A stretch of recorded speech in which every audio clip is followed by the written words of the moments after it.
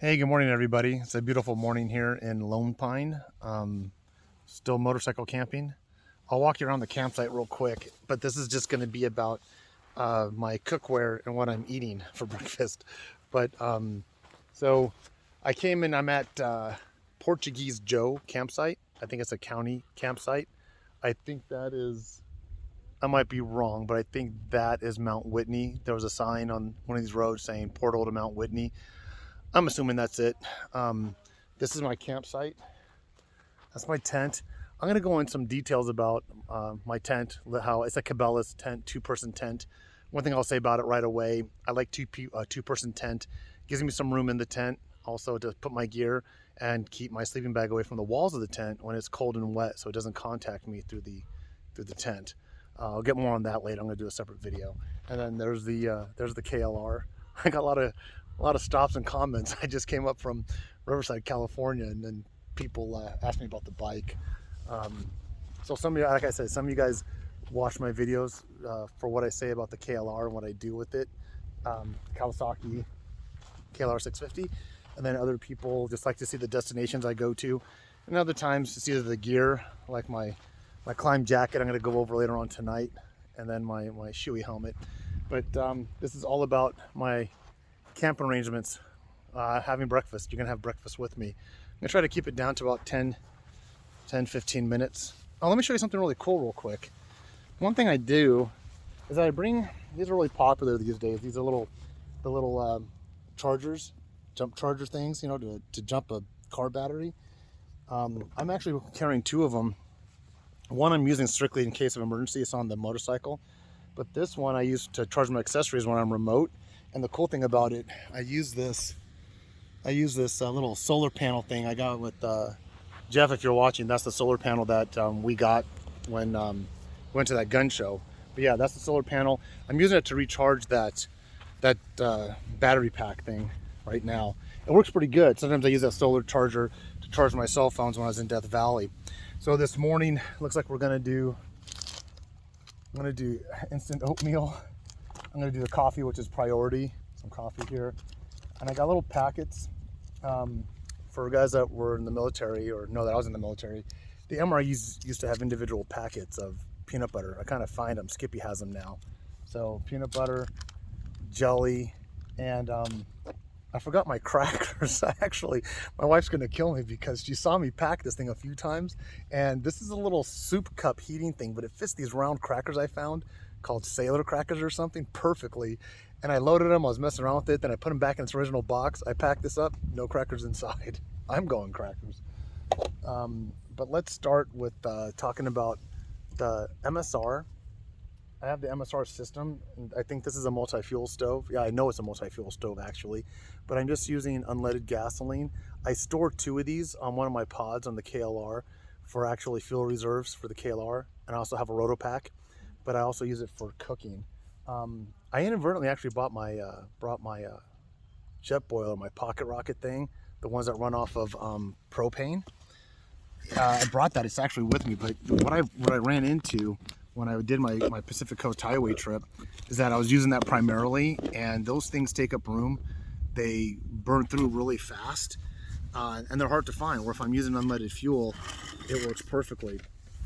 Now I reduced my camping, my cookware, down to this little thing. This is actually, this pouch is to a pillow I'll show you later on in another video. It was actually my wife's camping pillow that I stole.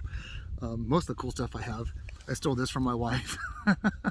This is like the coolest coffee filter. It's compactable, and that's one thing that I wanted to do, and I hope you guys gather from this video, is number one, reduce the space, reduce the space to carry it, and then reduce the cleaning time. I had a stainless steel French press. I do coffee, it did pretty well, but it almost made too much coffee, and some of you are saying you can never have too much coffee, but it was a cleaning aspect to it. You know, it took up room it took up a lot of room compared to this, and the cleaning aspect of it took forever. It was just a mess, and this serves my purposes. It's called a PRIMULS, something like that. Coffee Brew Buddy. I've never seen them ever again after this. I can imagine if it rips, this will be the last one, but that's what I'm using. Luckily, this place called Portuguese Joe, it has some potable water. Oh, one thing I'd recommend you guys carry is I have one of these collapsible cups. I don't use it a whole lot, but it pops out. But the good thing about it, this is from Sea to Summit.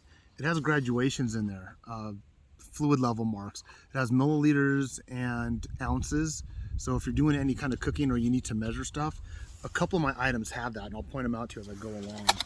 Now this is a Stanley pot, and I don't use it to cook food. I generally use it to boil water, and this is how I'm going to do the coffee today. But I'm actually going to use this to boil my water. This all nests inside of each other, right? Like that. Now this little sheet thing you saw me take out, it also nests underneath.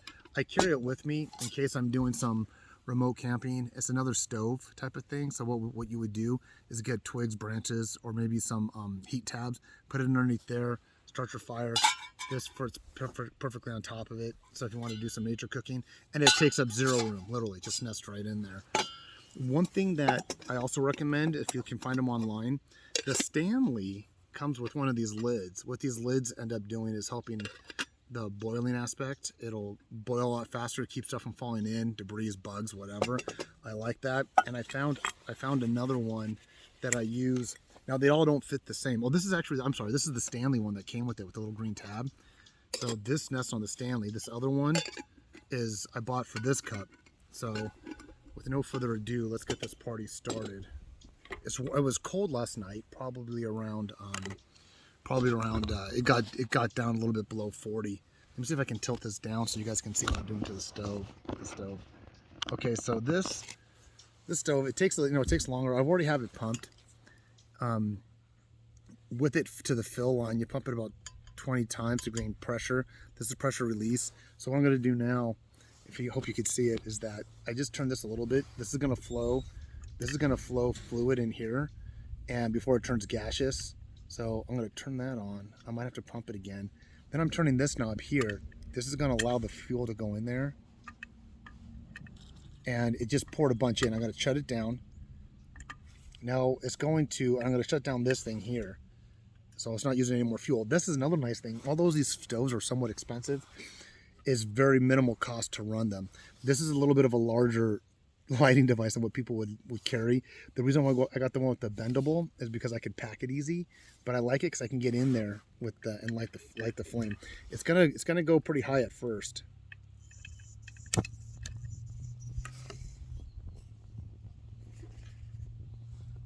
And I have my tin foil as a windbreak. So you don't want to cook on it right now. You want to wait till that it starts making a hissing sound.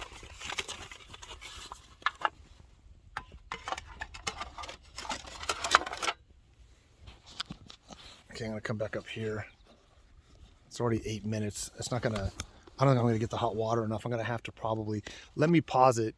That way I don't, you guys don't hear me talking. And I'll show you what I'm doing with the coffee in just a second.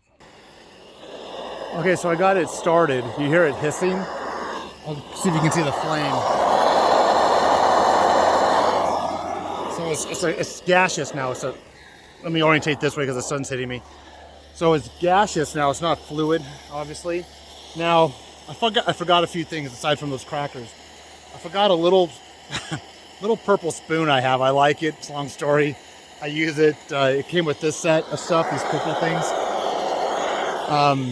I had it. I don't know what it might be in my stuff still. I'll look for it. I also forgot. I had a grate, a cast iron little grate that fit on top of those legs of the stove because it gave it a bigger base, so I can put my pans on it. That's very narrow, so my pots kind of tilt on it. Remember I showed you that stove that nest? I actually inverted that again, and it gave it a little bit more of a broader base to the pot I'm using to boil the water.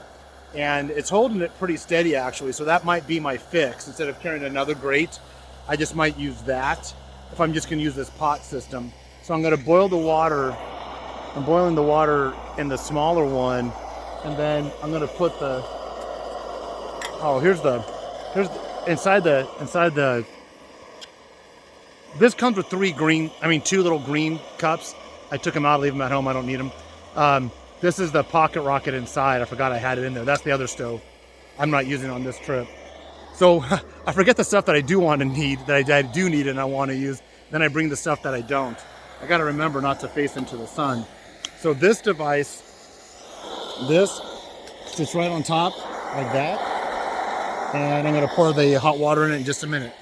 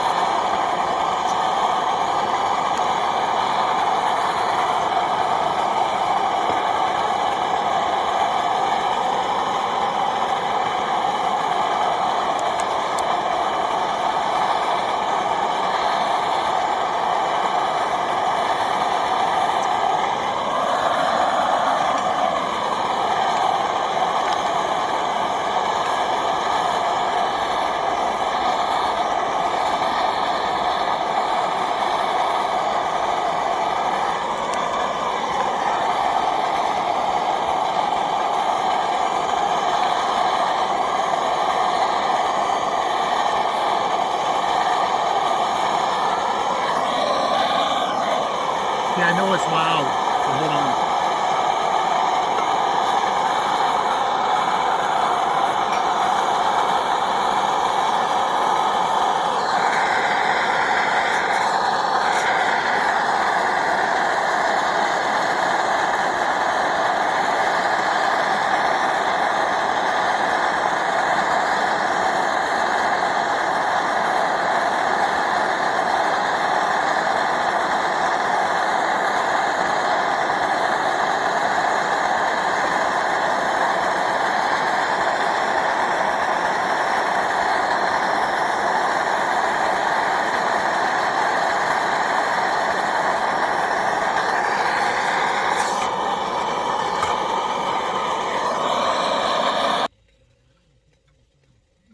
Okay, so what I did, this is very hot actually.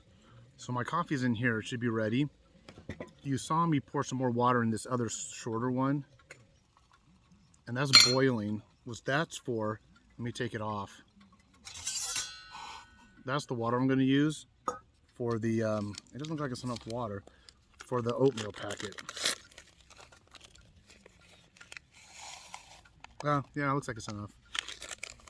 These aren't the best, they're really high in sugar, but what are you going to do? Oh, something else I was going to show you guys. My wife turned me on to this. So I got these little packets. This one's the sugar-free Propel. Little flavor. This is kiwi strawberry.